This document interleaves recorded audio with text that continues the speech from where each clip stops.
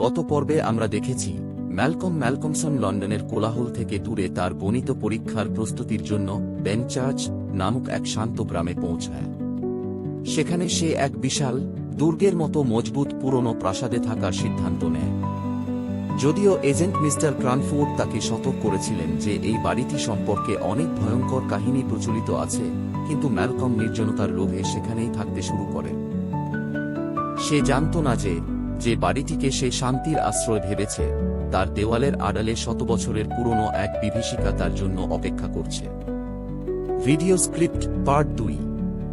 Malcolm প্রাসাদের সেই বিশাল ঘরটিতে নিজের পড়াশোনার সরঞ্জাম সাজিয়ে নেয়। ঘরের ছাদ অনেক উঁচু, দেওয়ালগুলো কালো ও কাঠের তৈরি। বৃদ্ধা পরিচারিকা মিসেস ডেম্পস্টার সেখানে ঘর পরিষ্কার করেন এবং জানলার ভারী পর্দাগুলো সরিয়ে দেন। ঘরের ঠিক মাঝখানে একটি বিশাল টেবিল এবং এক কোণে সেই রহস্যময় বিচারকের চেয়ার, জাজ চেয়ার রাখা আছে। সূর্য ডোবার সাথে সাথেই প্রাসাদের মেজাজ বদলে যায়। ম্যালকম যখনই পড়াশোনা শুরু করে, দেওয়ালের আড়াল থেকে ইঁদুরের ছোটাছুটির শব্দ শুরু হয়। খড়খড়, চড়চড়। মনে হয় যেন দেওয়ালের ভেতরে একটা পুরো সৈন্যবাহিনী কুচকাওয়াজ করছে। মিসেস ডেম্পস্টার ভয় পেয়ে বলেন, খোকাবাবু, এই ইঁদুরগুলো সাধারণ নয়, এরা এই বাড়ির মালিকের পাপের প্রতিধ্বনি। ম্যালকম সেটাকে মনের ভুল ভেবে তাকে বিদায় করে দেয়। মধ্যরাতে হঠাৎ সব শব্দ থেমে যায়। ম্যালকম তার অঙ্কের বই থেকে মাথা তুলে দেখে যে ফায়ারপ্লেসের পাশে রাখা সেই পুরনো চেয়ারে একটি বিশালকার ইঁদুর বসে আছে। তার চোখ দুটো লাল টকটকে, আর সে ম্যালকমের দিকে এমনভাবে তাকিয়ে আছে যেন তার ভেতরে কোনো শয়তানি বুদ্ধি কাজ করছে। ম্যালকম একটা লোহার রড তার দিকে ছুঁড়ে মারে, কিন্তু ইঁদুরটি একটুও ভয় না পেয়ে সাবলীলভাবে সেই ঘণ্টার দড়ি দৌড়ত বেয়ে ওপরে উঠে অন্ধকারের মধ্যে মিলিয়ে যায়। ম্যালকম লক্ষ্য করে যে সেই দড়িটি সরাসরি ছাদের ওপর রাখা একটি ভারী লোহার ঘণ্টার সাথে যুক্ত। সেই রাতে ম্যালকমের আর ঘুম আসে না। তার বারবার মনে হতে থাকে যে দড়িটি নিজে নিজেই নড়ছে। নিস্তব্ধতা এতটাই গভীর যে তার নিজের নিঃশ্বাসের শব্দ তার কাছে ভয়ঙ্কর মনে হতে থাকে।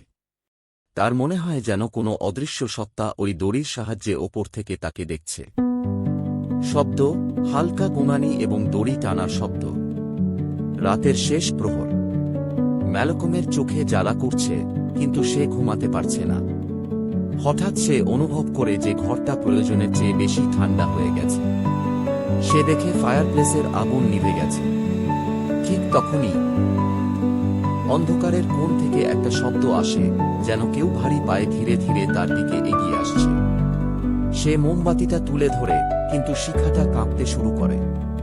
সে দেখে সেই ঘণ্টার দড়িটি এখন আর সাধারণ দড়ি নেই, সেটা ধীরে ধীরে একটা ফাঁসির দড়ির নোস আকার নিচ্ছে। ম্যালকমের গলা শুকিয়ে যায়, পিঠ বেয়ে ঠান্ডা ঘাম নামতে থাকে। তার মনে হয় যদি সে একবার চোখের পলক ফেলে, তবেই ওই ফাঁস তার গলায় চেপে বসবে। ম্যালকমের গণিতের সমস্ত সমীকরণ এখন ওলটপালট হয়ে যাচ্ছিল। আতঙ্ক তার মস্তিষ্ককে গ্রাস করে ফেলেছে।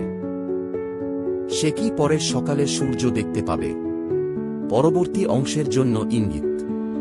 বিচারকের দর্শন, যখন সেই দানবীয় ইঁদুর অদৃশ্য হবে এবং স্বয়ং মৃত্যু সামনে এসে দাঁড়াবে।